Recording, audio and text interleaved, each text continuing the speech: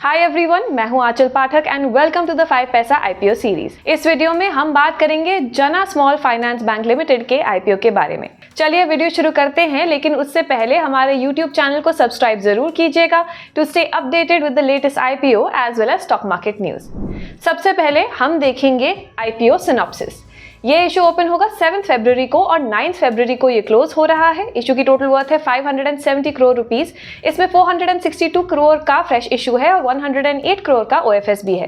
Price band set हुआ है from 393 to 414 rupees पर शेयर। लॉट साइज है 36 शेयर्स पर लॉट। शेयर्स अलॉटमेंट डेट है 12 फरवरी की और आईपीओ लिस्टिंग डेट है 14 फरवरी की। Axis capital limited, SBI capital markets limited and ICICI securities limited इस इशू के बुक रनिंग लीड मैनेजर्स हैं।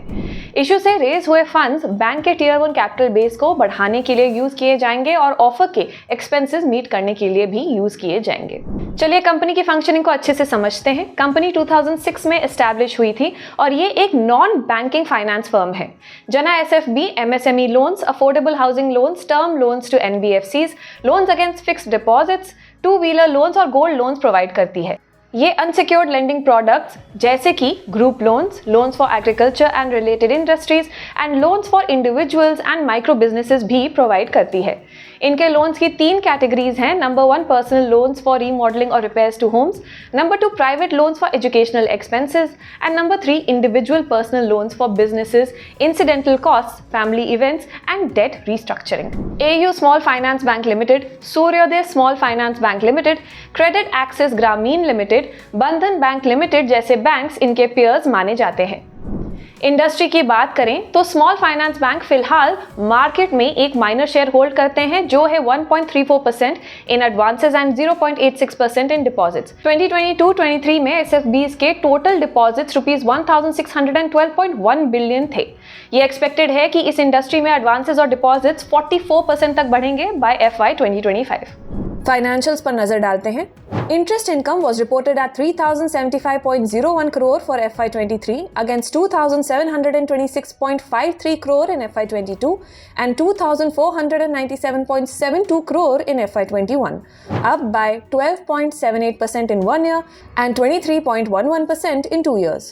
EBITDA amounted to 1008.85 crore rupees for FY23 against 591.31 crore rupees in FY22 and 453.33 crore rupees in FY21, up by 70.61% in 1 year and 122.54% in 2 years.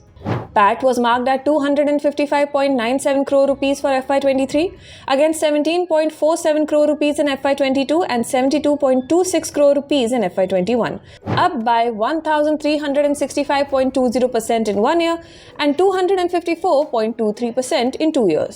Total assets for FY23 were reported at 25,643.69 crore rupees against 20,188.70 crore rupees in FY22 and 19,078.66 crore rupees in FY21, up by 27.02% in 1 year and 34.41% in 2 years. Share capital for FY23 was reported at 324.97 crore rupees against 201.41 crore rupees in FY22 and 200.72 crore rupees in FY21, up by 61.35% in 1 year and 61.9% in 2 years.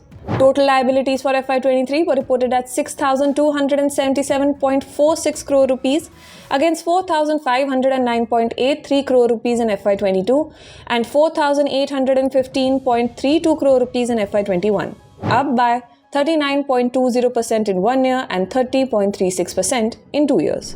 चलिए अब इस section में हम company से related strengths और risk के बारे में बात करेंगे। पहले स्ट्रेंथ्स डिस्कस करते हैं। इनकी मेजॉरिटी सर्विसेज डिजिटल फॉर्म में अवेलेबल हैं अपने कस्टमर्स को। They have an integrated risk and governance framework. इनकी मैनेजमेंट टीम एक्सपीरियंस्ड है और ये एक कस्टमर सेंट्रिक ऑर्गेनाइजेशन है। इनकी पैन इंडिया प्रेजेंस है और ब्रांड रिकग्निशन भी काफ़ी स्ट्रांग है। रिस्क की बात करें तो कंपनी को रेगुलेटरी अथॉरिटीज रेगुलरली इंस्पेक्ट करती हैं। The bank is subject to restrictions relating to the equity shares as per the RBI in principle approval, RBI final approval, SFB licensing guidelines and SFB operating guidelines. मेरी तरफ से फिलहाल इतना ही। We hope कि आपको इस वीडियो के through इस IPO से रिलेटेड सारी जानकारी मिल गई होगी। अगर आपको ये वीडियो पसंद आया then do like it and share it with your friends and family और हाँ, अगर आप इस IPO के लिए अप्लाई करने वाले हैं तो हमें कमेंट सेक्शन में जरूर बताएं।